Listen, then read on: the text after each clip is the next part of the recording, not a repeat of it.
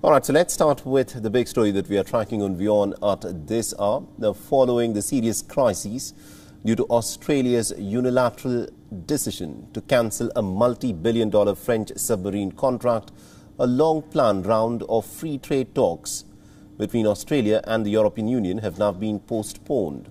An EU official in Canberra has confirmed that the FTA trade round has been postponed for at least a month until October. Now, French President Emmanuel Macron was left furious and fuming last month after Australia decided to ditch a mega billion-dollar deal to purchase diesel-powered submarines from France and cancelled this after having signed the deal in 2016 to purchase French-manufactured submarines.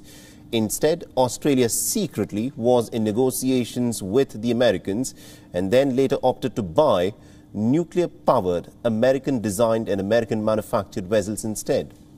The agreement was secured during secret talks that were facilitated reportedly by Britain. The decision, of course, has prompted a major diplomatic spat with one of European Union's largest members, and now it appears to have hit ties with the entire bloc. Now, France has publicly said that it can no longer trust the Australian government that is there in charge. It has even accused the officials of having lied outrightly, throwing the future of the far-reaching pact into doubt. The Australian Trade Minister Dan Tehan, who was scheduled to travel to Europe for talks, is now, of course, playing down this decision by the European Union, led by France.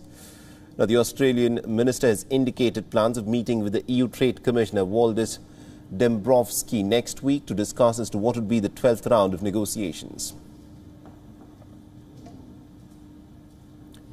Tehan was quoted as clarifying, and I quote him here, "We understand the French reaction to our submarine decision, but ultimately any nation must act in its national interest," which is what Australia has done. "We will continue preparing for the 12th round of negotiations and working towards concluding a free trade agreement that is in the interest of both Australia and the European Union."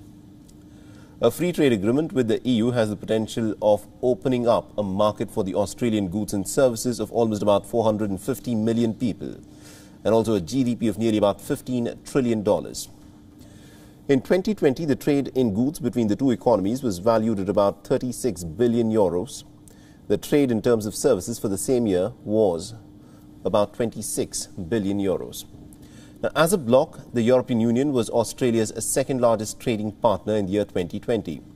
It was also Australia's seventh largest export destination, the fourth largest services export market, and the second largest source of foreign investment. WION is now available in your country. Download the app now and get all the news on the move.